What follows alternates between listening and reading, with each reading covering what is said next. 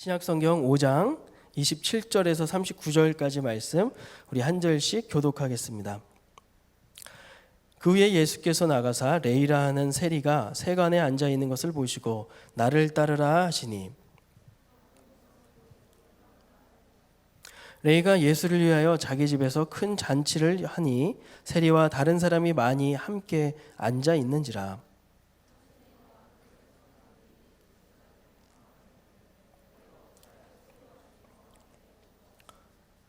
예수께서 대답하여 이르시되 건강한 자에게는 의사가 쓸데없고 병든 자에게라야 쓸데있나니,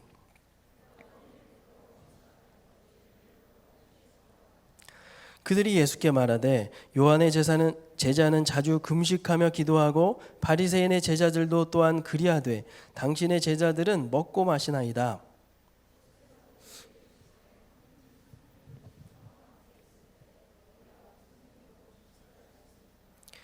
그러나 그날에 이르러 그들이 신랑을 빼앗기리니 그날에는 금식할 것이니라.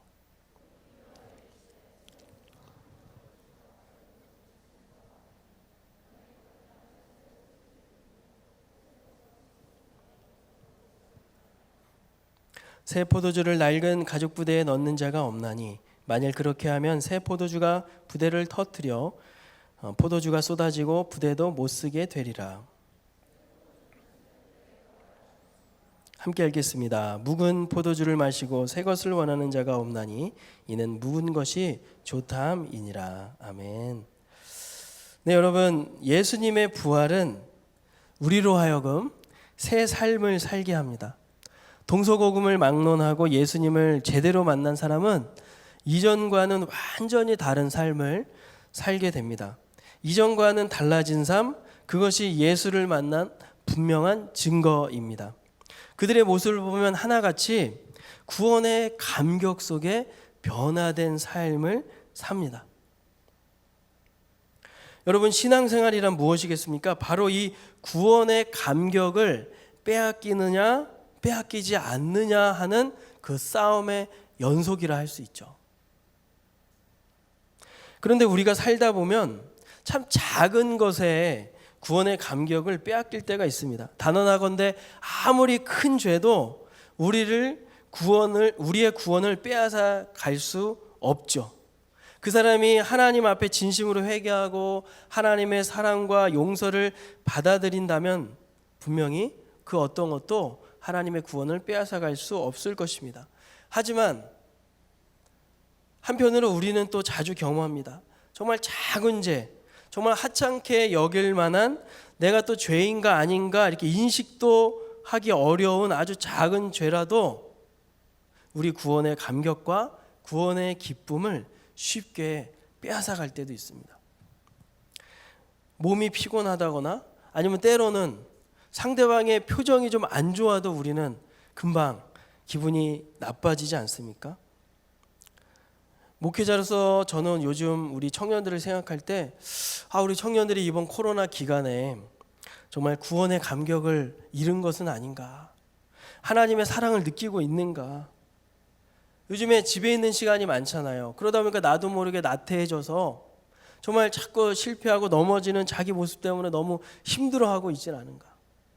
이걸 뭔가 해결해 보려고 지난주 부활주일 예배를 드리면서 뭔가 내가 신앙적으로 또 기도를 통해서 뭔가 이것을 극복하고 싶었는데 또 쉽게 그렇게 되지 않는, 그것 때문에 오히려 더 힘들어하는 그런 모습은 있지 않은가, 그런 생각을 하게 되었습니다.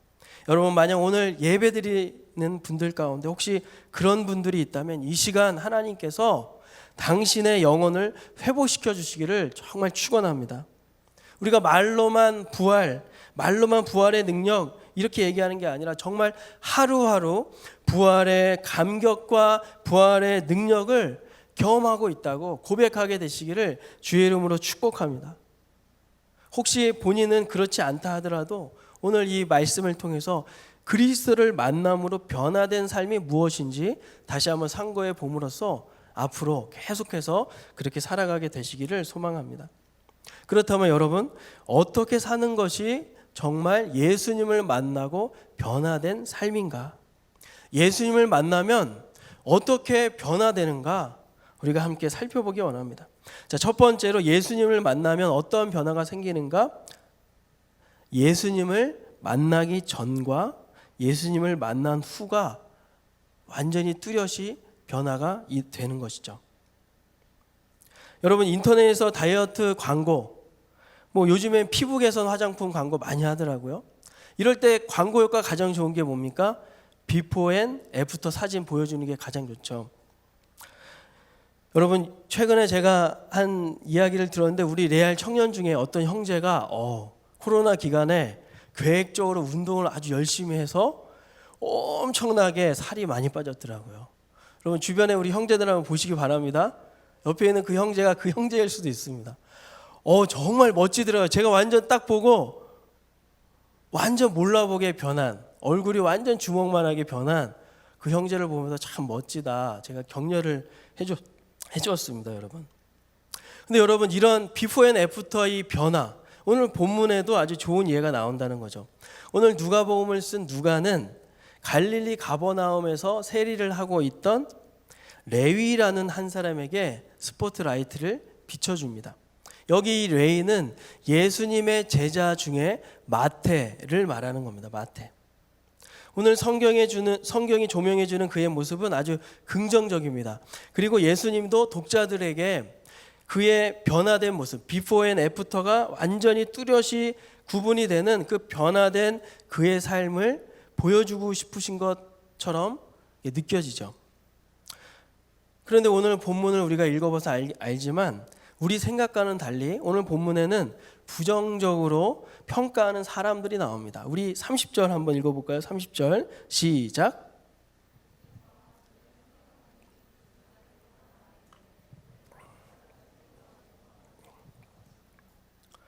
네, 대체 바리새인과 서기관들은 왜 예수님과 제자들을 비방했을까요? 방금 어찌하여 세리와 죄인과 함께 먹고 마시냐라는 구절이 있죠. 이미 알고 계신 분들이 있을 텐데 그 당시 세리는 어떤 사람이었습니까? 사람들이 죄인이라고 멸시하고 혐오했던 사람들이었어요. 여러분, 세리가 뭐 하는 사람이에요? 세금 걷는 사람이죠. 세금 걷는 사람. 당시 세리는 로마 정부로부터 권한을 위임받아서 세금을 대신 걷었는데 여기 맞은편에 세무서 직원 같이 생각을 하면 안 됩니다. 마치 그 뒷골목에 있는 깡패처럼, 불황당처럼 그때 당시 세리는 자기가 원하는 대로 자기 욕심만큼 그냥 거두었던 것이죠. 세금을 거두었던 것입니다. 로마 정부의 일정액만 상납하면 로마 정부는 그 세리가 그 이상으로 얼마를 걷든지 묵인해 주었기 때문에 얼마든지 세리는 같은 유대 민족의 이 재물을 착복할 수가 있었던 것입니다. 그러니 당시 유대인들이 이 세리를 얼마나 미워했겠어요? 자기 민족도 버리고 신앙도 버린 그런 짐승만도 못한 존재이다. 그게 바로 그때 당시 세리였단 말이죠. 만약 이방인이 하나님 나라 들어가기가 어려웠다면 여러분, 이 세리는 비록 유대인이지만 하나님 나라에 들어갈 가능성이 1도 없는 그런 부류가 바로 이 세리였다라는 겁니다. 그런데 여러분, 오늘 본문을 보니까 이 세리가 변했습니다. 모든 것을 뒤로 한 채 예수님을 따릅니다. 우리 27절, 28절 한번 읽어볼까요? 시작. 그 후에 예수께서 나가사 레이라 하는 세리가 세간에 앉아 있는 것을 보시고 나를 따르라 하시니 그가 모든 것을 버리고 일어나 따르니라. 여기 모든 것을 버리고 예수를 따랐다는 말은 그의 생업과 그가 가진 모든 것을 버리고 예수님께 헌신하고 예수님을 쫓았다, 그 말입니다. 여러분, 굉장히 놀라운 변화 아닙니까? 아주 뚜렷이 구분되는 그런 분명한 변화입니다. 어떻게 이 일이 가능했나? 어떻게 이 일이 가능했을까요? 예수님이 그를 만나 주셨기 때문이죠. 예수님이 그를 만나 주셨기 때문입니다. 좀 전에도 말씀드렸지만 당시에 예수님이 이런 세리를 만난다는 것은요, 보통 일이 아닙니다. 사랑하는 여러분, 혹시 오늘 예배를 드리시는 분들 중에서 이 마태와 같이, 오늘 레위와 같이 이렇게 심각한 죄를 졌다라고 생각하는 분들이 있습니까? 아니면 이런 중재는 아니어도 어떤 반복된 실수나 또 하나님 앞에 부끄러운 자기 모습 때문에 심겨하는 분들이 있습니까? 그렇다면 오늘 이 예수님을 기억하시기 바랍니다. 세리도 받아주셨다면 오늘 하나님 앞에 나와 진심으로 예배하는 우리에게는 어떠실까요? 분명히 기꺼이 받아주실 줄로 믿습니다. 여러분, 사람이 언제 이렇게 극단적인 변화가 생깁니까? 더 큰 가치를 만났을 때 그러죠. 이전에 내가 붙잡고 있던 무언가가 이제 더 이상 나에게 쓸모가 없는 겁니다. 하찮이 여겨지는 겁니다. 그럴 때 이런 극단적인 행동들을 하죠. 오늘 마태에게 그런 일이 일어났다는 겁니다. 그는 분명 예수의 소문을 들었을 거예요. 오늘 본문 바로 앞에 이렇게 보시면 그 유명한 지붕 뚫고 그 내려오는 그 중풍병자가 치유되는 그런 사건이 나오죠. 또 그 전에는 나병 들린 사람을 예수님께서 깨끗이 치유해 주시는 사건이 나옵니다. 이게 모두 다 이 얘기를 다 들었을 거예요. 당시 의술로는 고칠 수 없는 병들이죠. 그야말로 하나님이 아니고서는, 하나님의 능력이 아니고서는 있을 수 없는 그런 일들이 지금 내가 살고 있는 이 동네, 내가 일하고 있는 이 도시에서 예수라는 어떤 사람에 의해서 벌어지고 있었던 것입니다. 그런데 여러분, 그 예수라는 분, 그 소문으로 듣던 그 거룩한 분이 어느 날 자기에게 오신 겁니다. 나에게 온 거예요. 이 레이는 아마 예수의 소문을 들으면서 그 예수라는 분이 말하는 복음이라면 나에게도 희망이 있겠구나.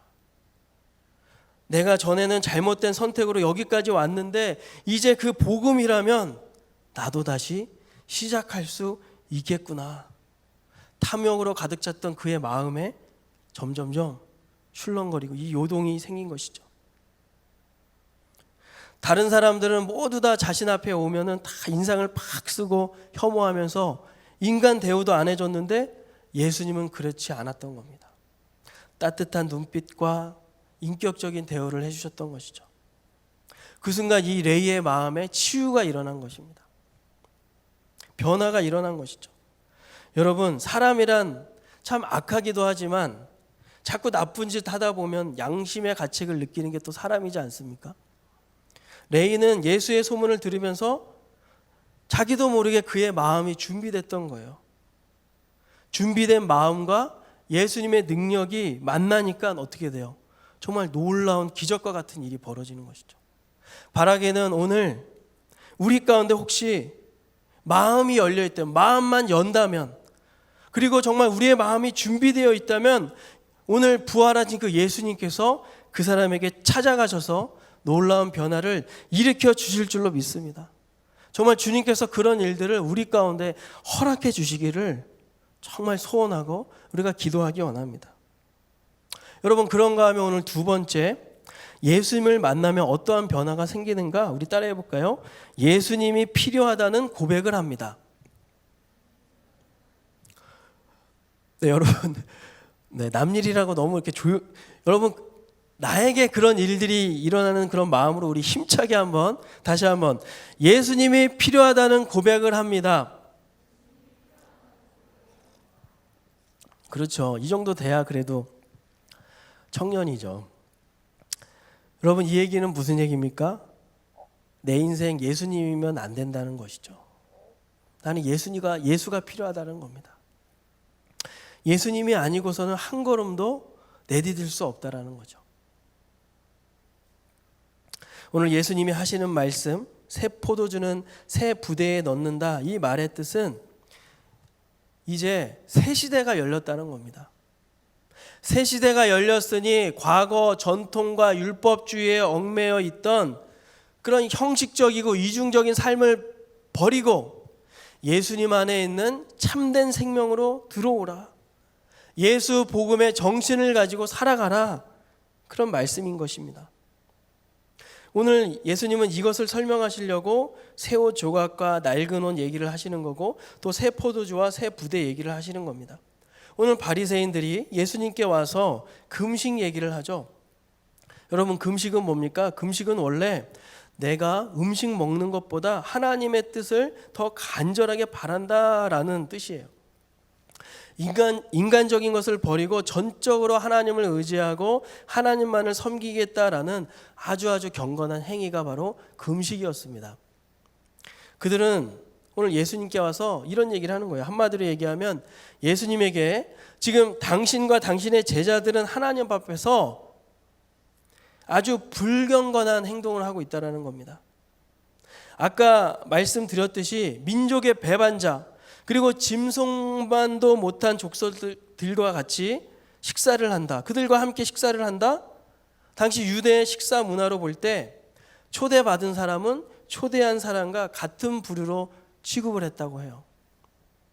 게다가 종교적으로 볼 때도 죄인들과 같이 같은 자리에 있는다는 것은 율법을 어기는 그런 행위였다는 겁니다. 지금 예수님과 그 제자들이 그러고 있다라고 지금 바리새인과 서기관들이 얘기를 하는 거죠. 그러나 여러분, 우리가 사실을 곰곰이 따져보면 금식의 참뜻을 왜곡시킨 사람은 바로 예수님이 아니라 유대인들과 그 지도자들이었습니다. 유대 전통상 이스라엘 사람들은 모세가 율법을 받으러 간 것을 기념해서 일주일에 2번 월요일과 목요일에 금식을 했다고 합니다. 그리고 유대력 7월 10일에 그 대속죄일인데요. 그때도 금식을 했고 바벨론 포로가 끝난 다음에는 1년에 4번 정기적인 금식하는 그런 시간도 있었다고 합니다. 그런데 종교 지도자들의 경우에는 백성들의 존경을 받으려고 그러면서 기득권을 유지하려고 임의로 횟수를 막 늘리는 겁니다. 금식은 본래 자기 자신을 부인하고 하나님 중심으로 돌아가겠다라는 뜻인데 이들은 오히려 자기 과시용으로 인간 중심으로 금식을 이렇게 왜곡시켜 버렸다는, 금식의 뜻을 왜곡시켰다라는 것이죠. 그래서 지금 예수님은 이런 것을 개혁해야 한다는 것입니다. 바꾸지 않는 한 너희들이 하는 모든 종교 행위와 금식은 무의미한 것이다, 무가치한 것이다. 오늘 34절 말씀, 혼인집 손님들이 신랑과 함께 있을 때는 금식하는 게 아니라 언제 금식하래요? 신랑을 빼앗길 때 금식하는 것이다 라고 말씀하시죠. 지금 기다리던 메시아를 만나고 있는 이 시간이 마치 혼인잔치와 같다라는 겁니다. 혼인잔치와 같이 복된 자리인데 어찌 손님들에게 금식하라고 하겠느냐. 금식은 지금 말고 나중에 예수님이 고난을 받으시고 죽으셨을 때 그때 해라. 여러분, 당시 유대인들과 종교 지도자들은요, 이처럼 전통과 규범에 얽매여서 하나님의 뜻과는 상관없이 스스로를 기뻐하는 그런 신앙생활을 했다는 겁니다.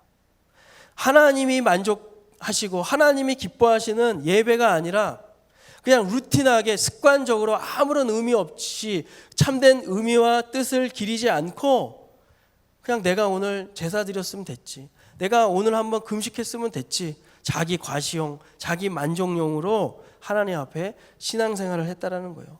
예수님이 이런 거 다 의미 없다라는 겁니다. 한 번 예배를 드리더라도 정말 내 인생의 마지막 예배처럼 하나님이 정말 기뻐하시는 예배를 드릴 수 있도록 노력해야 되지 않겠냐, 그런 말씀을 하신다라는 것이죠.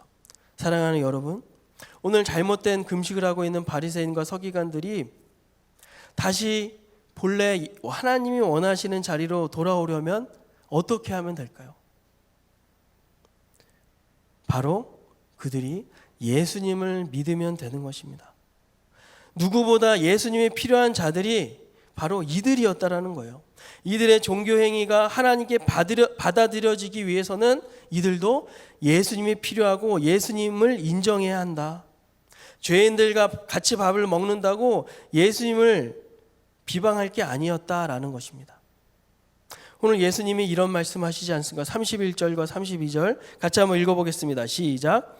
예수께서 대답하여 이르시되 건강한 자에게는 의사가 쓸데없고 병든 자에게야 쓸데있나니 내가 의인을 부르러 온 것이 아니요 죄인을 불러 회개시키러 왔노라. 여러분 이 본문 띄워주시고요. 우리 같이 한번 자세히 한번 봅시다. 여기서 건강한 자는 의인이고 그럼 병든 자는 누구를 말하는 걸까요? 죄인을 말하는 거죠. 그렇습니까? 건강한 자는 의인이고 병든 자는 죄인을 말하는 거예요. 그렇다면 문맥적으로 볼 때 건강한 자와 의인은 누가 돼야 되는 거예요? 지금 이 상황상 바리새인이 돼야 되는 거죠. 그리고 병든 자와 죄인은 누가 돼야 되는 겁니까? 세리가 돼야 되는 겁니다. 여러분 제가 지금 한국말 하고 있어요. 네, 여러분 이해가 되시죠? 네, 이해가 되시면 고개를 끄덕끄덕. 네, 감사합니다. 그런데 여러분 예수님이 하시는 말씀 그 숨은 뜻, 그 의도가 뭔지 우리가 가만히 생각해 보자고요. 오히려 예수님이 보실 때 영적으로 건강한 사람 누구라는 거예요? 의사가 필요 없는 자가 아니라 영적으로 건강한 사람은 의사를 통해서 치료를 받은 사람이라는 거예요. 의사를 통해서 치료를 받은 사람이 주님이 보실 때는 건강한 사람이고 그 사람이 의인이다. 그 말씀하시는 거죠. 맞습니다, 여러분. 예수님은 누구십니까? 예수님은 바로 죄인을 치료하러 오신 영적인 의사이시죠. 여러분 믿으십니까? 예수님이 보실 때 누가 더 건강한 의인이냐? 바로 의사 대신 예수님이 필요하다고 고백하는 사람. 누가 영적으로 건강한 사람이냐? 나는 예수님이면 안 된다. 난 예수님이 필요한 사람이에요 라고 고백하며 살아가는 사람, 그 사람이 바로 건강한 의인이라는 겁니다.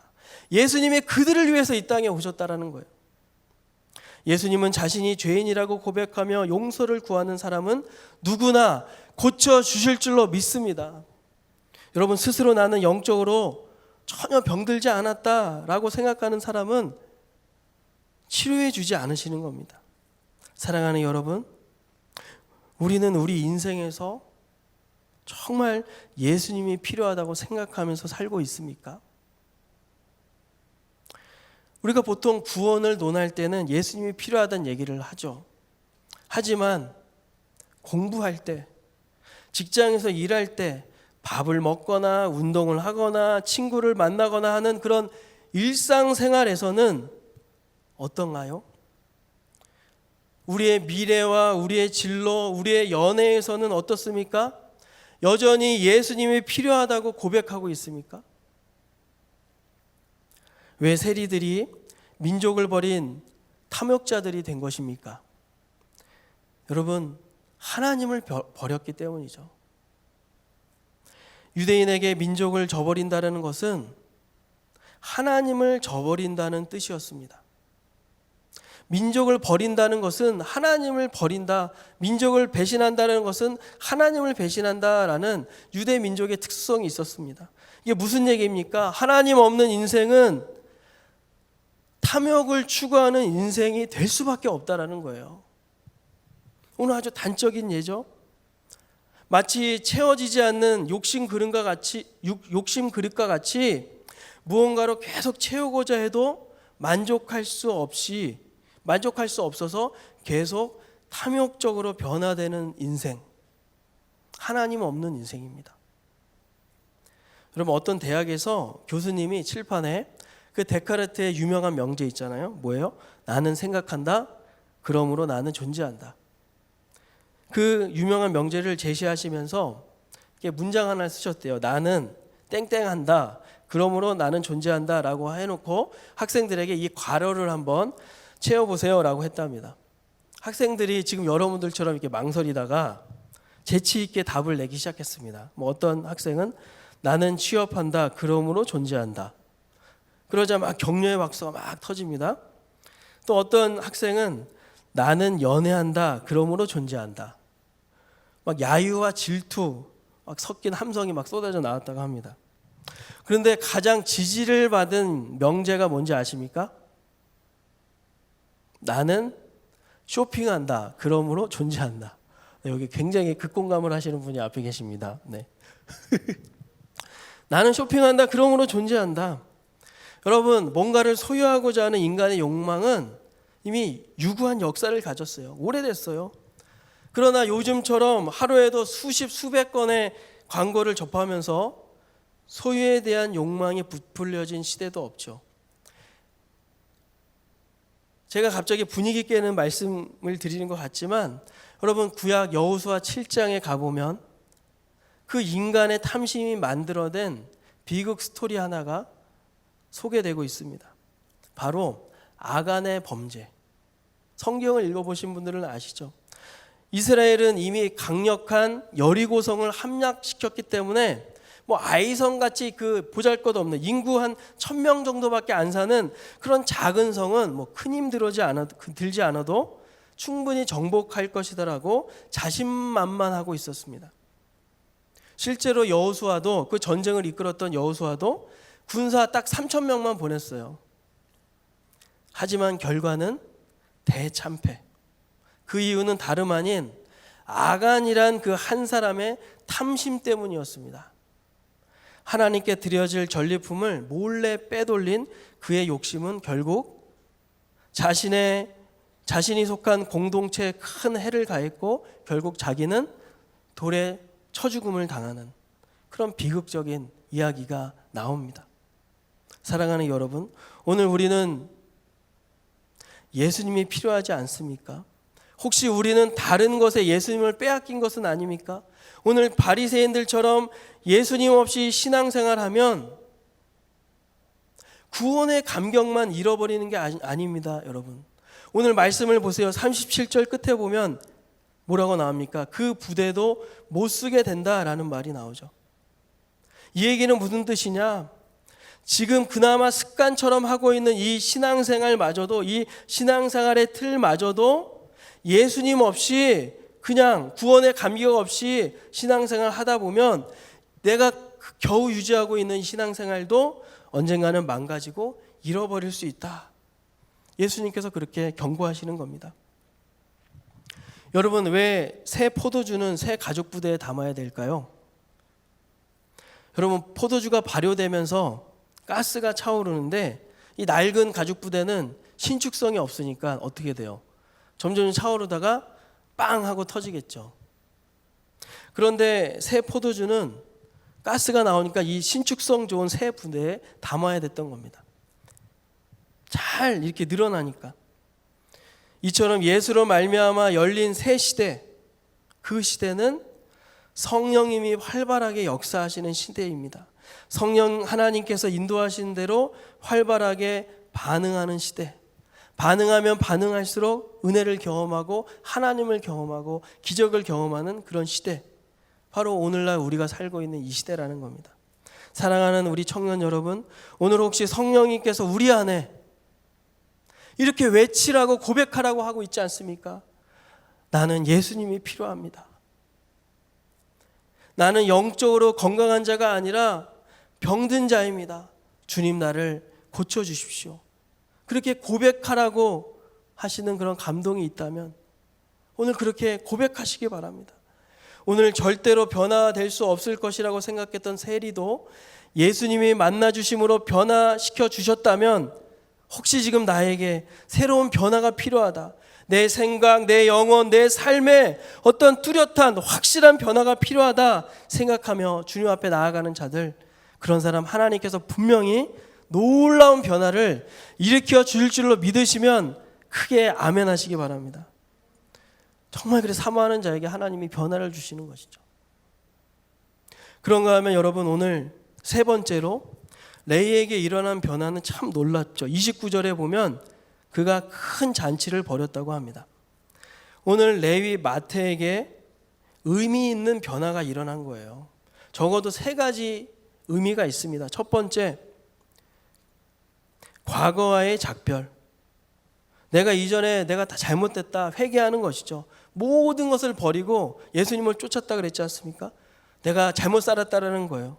회개. 두 번째, 새로운 미래, 새로운 삶으로의 결단입니다. 새로운 삶을 만나는 것이죠. 예수님을 일어나 따랐다라고 하죠. 다시 시작해보고 싶다는 겁니다. 다시 시작하겠다라는 거예요. 내 인생 다시 써 내려가 보겠다. 세 번째, 오늘 그가 잔치를 벌이는 이유는 친구들도 예수님 만나게 해주고 싶었던 겁니다. 바로 전도와 선교적인 인생을 사는 그런 모습으로 변화됐다는 것이죠. 제3자에게도 나도 변했다면 이제 제3자의 변화도 기대하는 그런 인생. 여러분 정말 놀랍지 않습니까? 이것이 거듭난 신자에게 일어나는 아주 대표적인 케이스죠. 근데 여러분 이 잔치에 초대되어 온 사람들이 누구입니까? 29절 끝에 보면 세리와 다른 사람이 많이 왔다라고 합니다.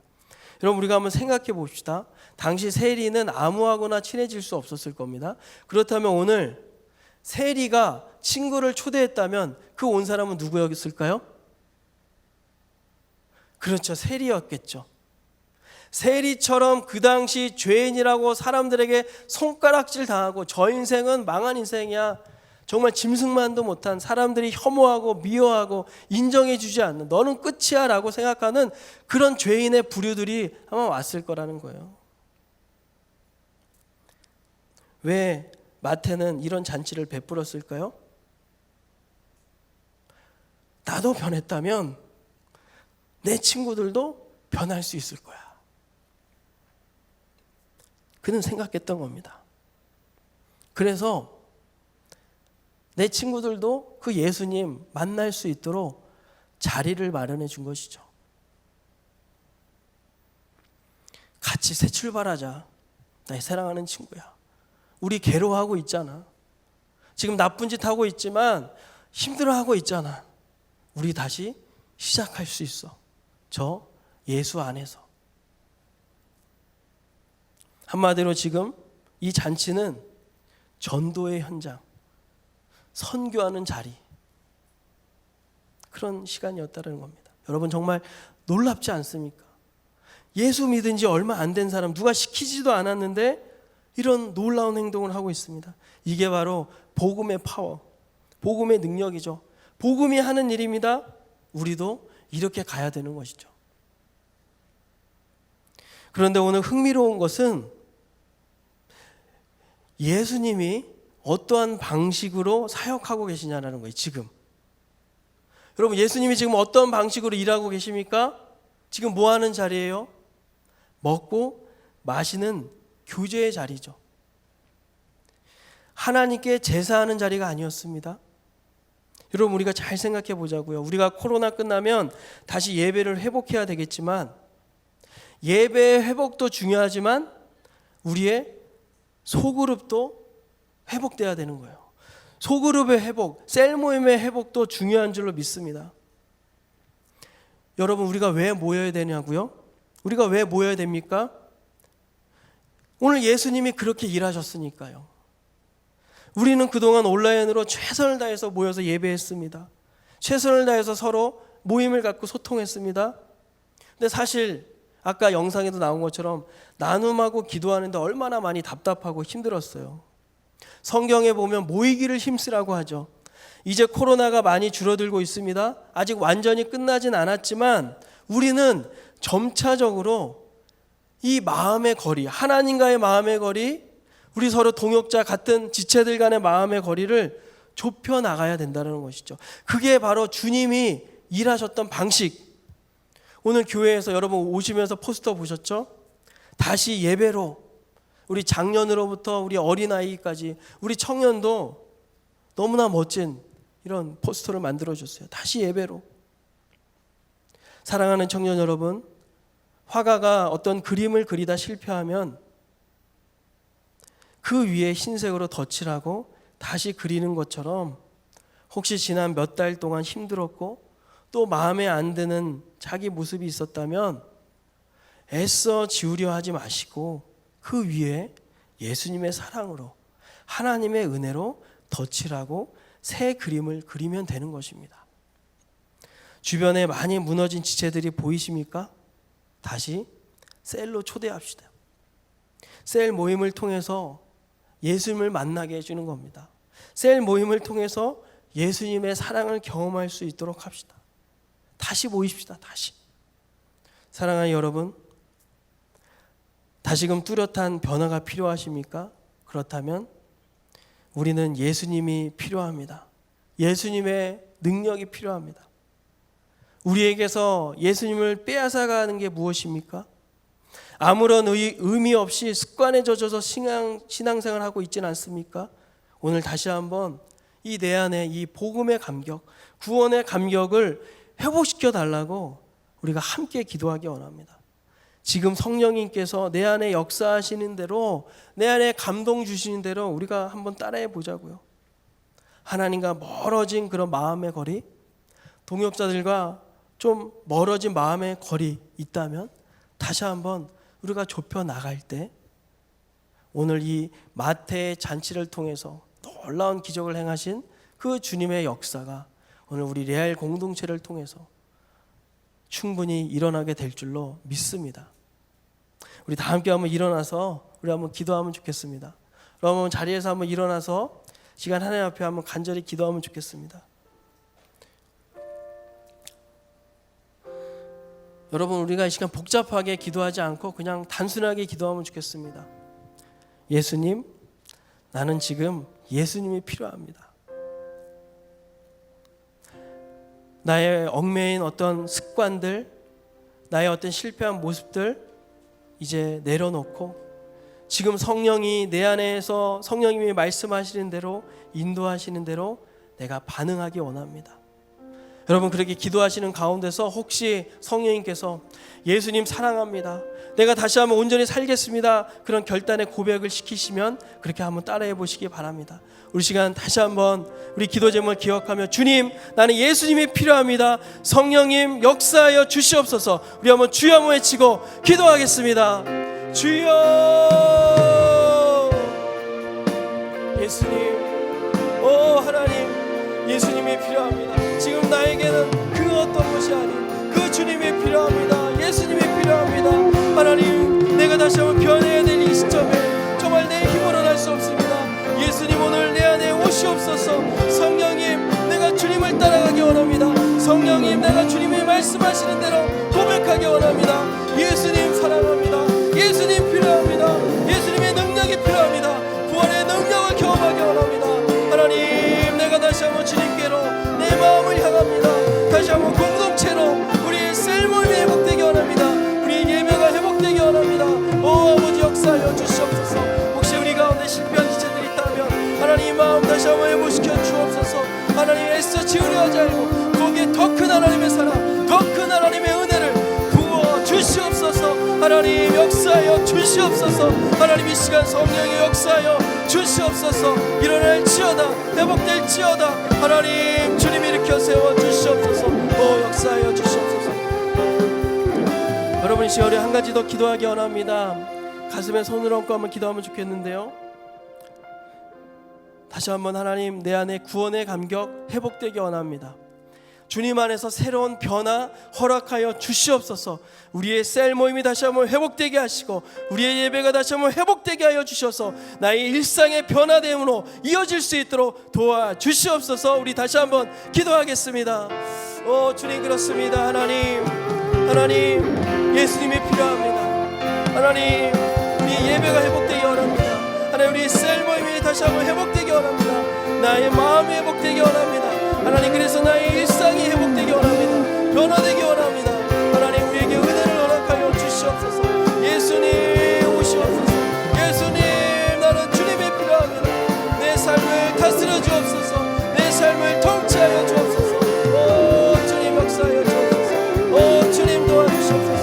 우리의 셀 모임을 회복시켜 주옵소서. 하나님, 우리의 마음이 좁혀지기 원합니다. 하나님과의 거리, 우리 서로 간의 거리가, 그 마음의 거리가 좁혀지게 하여 주시옵소서. 하나님, 우리가 회복되게 하여 주옵소서. 다시 한번 우리가 모이기 원합니다. 다시 한번 주님께로 향하기 원합니다. 아버지 도와주시옵소서. 도와주시옵소서. 역사하여 주시옵소서.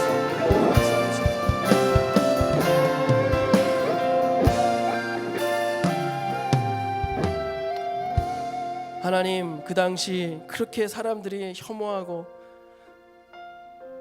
저 부류는, 저 족속은 절대 변하지 않을 거야, 절대로 하나님 나라 들어갈 수 없는 그런 사람들이야, 다 사람들이 포기한 그런 셀이었지만 오늘 예수님 찾아가 주셔서 변화시켜 주셨습니다. 그렇다면 하나님, 오늘 예배드리는 우리도 놀라운 변화 허락하여 주실 줄로 믿습니다. 사랑하는 우리 청년들에게 다시 한번 일어날 수 있도록, 다시 한번 뛸 수 있도록, 믿음 갖게 하여 주시옵소서. 예수님 오시옵소서. 예수님 다스려 주옵소서. 우리는 예수님이 필요합니다 고백하는 인생 되게 하여 주시옵소서. 하나님, 우리의 마음의 거리가 다시 한번 좁혀지기 원합니다.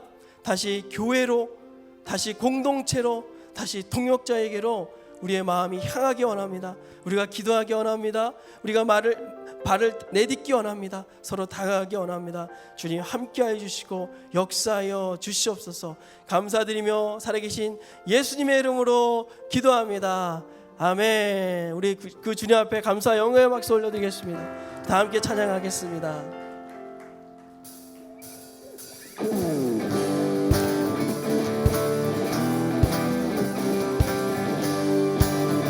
우리 믿음의 결단으로 다 함께 찬양합니다.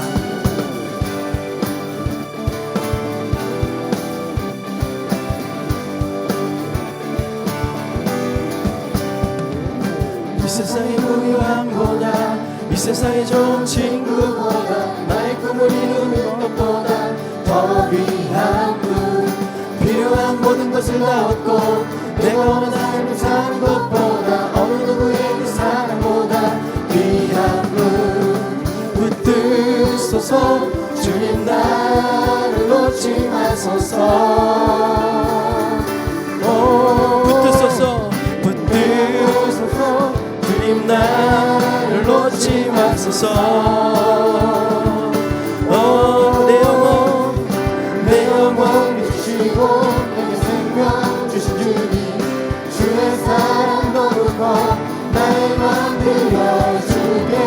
주님만 영원히 사랑해, 나의 사랑 멈추지 않으니. 주님만 영원히 사랑해, 나의 사랑. 우리 처음부터 다시 한번 고백합시다. 이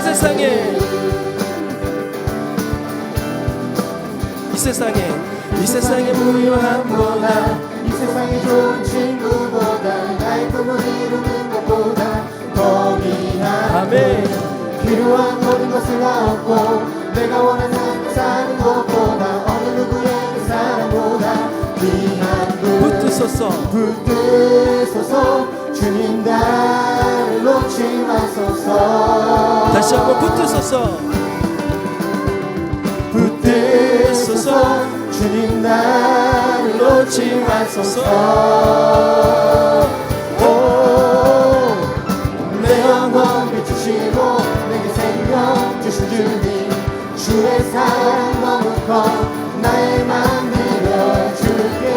주님만 영원히 사랑해, 나의 사랑 멈추지 않으니. 주님만 영원히 사랑해, 나의 사랑 멈추지 않으니. 주님만 영원히 사랑해, 나의 사랑 멈추지 않으니. 주님만 영원히 사랑해, 나의 사랑 멈추지 않으니.